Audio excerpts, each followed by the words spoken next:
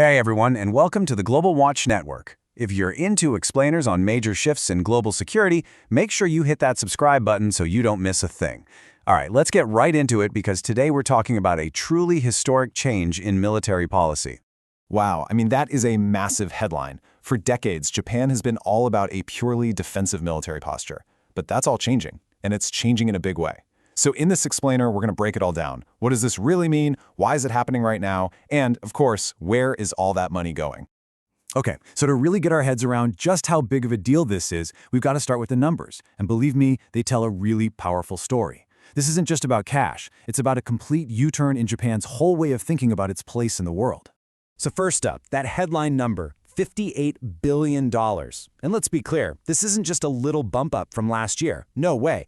This is the single biggest military budget Japan has had since the end of World War II. It's a clean break from everything they've done for decades. Now, this next number is key for context. The goal here is to spend 2% of their GDP on the military. Now, if you follow defense stuff, you know that 2% figure is the magic number, right? It's the NATO standard. So Japan is basically signaling, hey, we're ready to play in the big leagues, investing on par with a major Western power. And what happens when they hit that target? Well, this is the kicker. Japan is on track to become the world's third largest military spender. The only countries ahead of them will be the United States and China. Think about that. This completely changes the game, putting Japan right back at the top tier of global military players. So that leads to the million-dollar question, doesn't it? After almost 80 years of holding back, why this massive, sudden shift? What on earth has changed? Well, let's go straight to the source. The Japanese government's official line is that they're facing, and I'm quoting here, the most severe and complex security environment since World War II. So it's that feeling, that perception of new and serious threats that's really lighting a fire under this whole thing.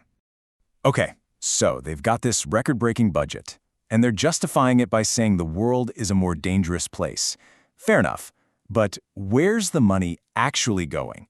Let's take a look at what their shopping list for 21st century arsenal looks like. It really boils down to three main priorities.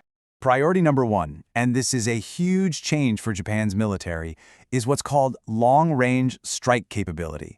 They're pouring money into something called standoff weapons. And what that means, in simple terms, is the power to hit a target from really far away, safely outside the range of whatever the enemy can throw back at you. And we're talking serious money here. Over $6 billion is going just to these standoff weapons. A big chunk of that, more than $1 billion, is going into one specific project, upgrading their Type 12 missile.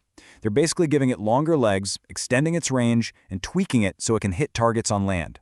The whole idea here is to be able to protect those vulnerable islands in the southwest without having to get into a close-quarters brawl.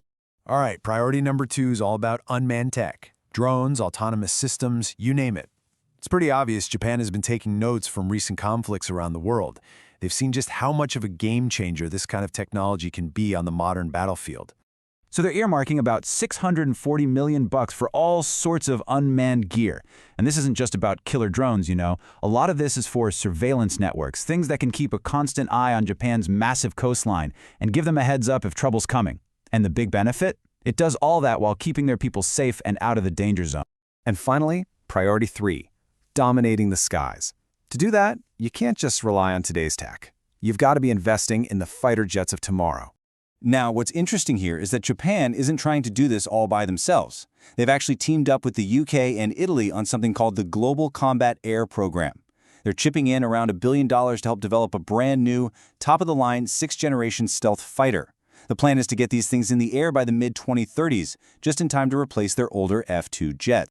Okay, so we've looked at the money, we've looked at the new toys, but what does it all mean when you put it together?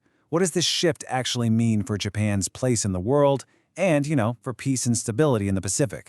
This really gets to the heart of it. In the past, Japan's military was basically a shield. Its one and only job was to defend Japanese soil. Simple. But this new posture, it's what experts call full-spectrum deterrence. And that means Japan isn't just holding a shield anymore. They're building a sword, too.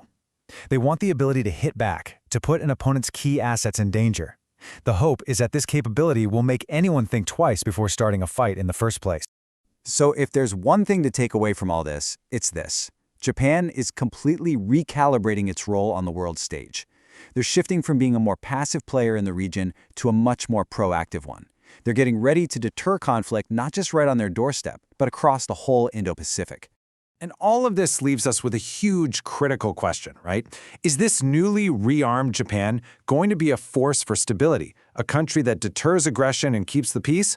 Or could this backfire and just pour fuel on the fire, sparking a brand new, even more dangerous arms race in a region that's already on edge? Honestly, that's the question the entire world is going to be watching. Whew.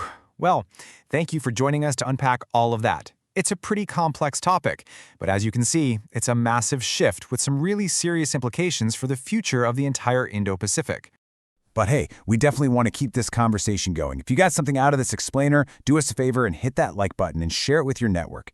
And of course, make sure you're subscribed for more updates from us here at the Global Watch Network. We really want to know what you think, so drop your thoughts in the comments below. And hey, come join our community on social media. All the links for that are waiting for you in the description.